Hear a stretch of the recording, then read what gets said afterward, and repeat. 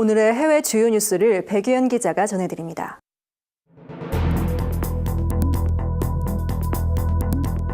굿TV 월드와이드입니다. 세계 곳곳의 소식을 발빠르게 전해드립니다. 스웨덴 정부가 크리스마스 캐럴의 기독교에 관한 모든 언급을 삭제하겠다고 발표해 논란이 일고 있습니다. 스웨덴 교육부는 증가하는 이민자들이 스웨덴 사회에 적응하는 것을 장려하고 학생들에게 다각적인 시각을 키워주는 데 필요한 결정이란 입장을 밝혔습니다.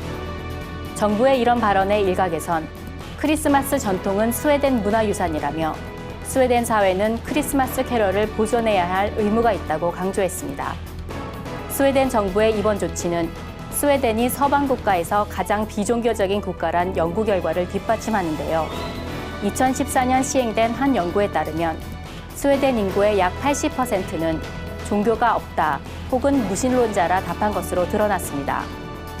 도널드 트럼프 대통령 당선인이 크리스마스를 교회에서 보낸 사실이 뒤늦게 알려져 관심이 모아졌습니다. 미 플로리다주에 위치한 베데스다 성공회 교회는 트럼프 당선인이 현지 시간으로 지난 24일 저녁 예배에 참석해 성도들의 환호를 받았다고 전했습니다. 이 교회는 트럼프 당선인이 11년 전 현재 부인과 결혼한 곳이라 알려졌습니다.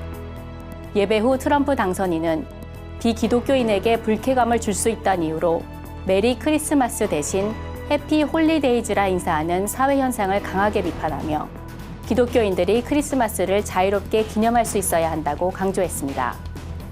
미국 조지아주에 위치한 조지아 그윈의 주립대학이 언론의 자유 침해로 고소당하는 일이 일어났습니다. 크리스천인 차이크 유지의 그분함은 지정된 두 곳에서만 자유롭게 전도를 할 수 있는 대학 측의 규칙이 헌법에 명시된 언론의 자유를 침해한다며 학교를 고소했습니다. 실제로 대학은 교정의 1%도 안 된 협소한 곳에서만 자유로운 연설을 허가한 것으로 알려졌습니다.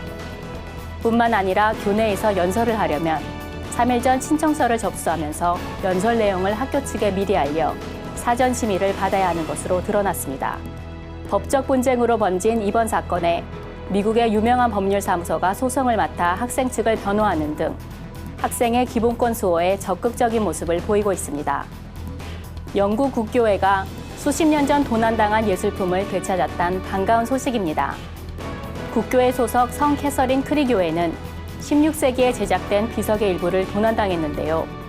작년에 이 비석이 벨기에에서 거래되면서 그간 자취를 감췄던 비석의 존재가 드러났습니다.